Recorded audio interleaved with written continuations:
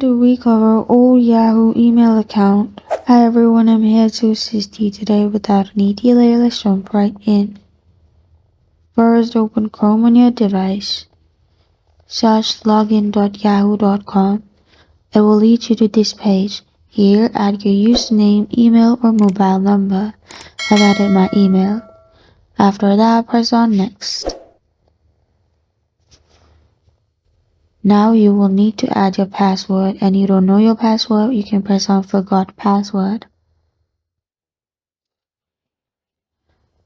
After you click on Forgot Password,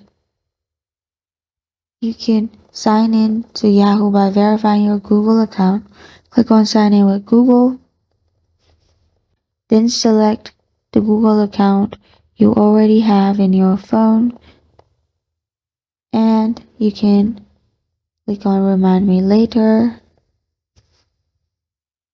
And as you can see, it has directly landed me to my account. This is how to recover old Yahoo email account. Thank you for joining me today. If this video helps you out, please leave a like and subscribe for more. Got a question or want to suggest a topic, comment below. Thank you for watching.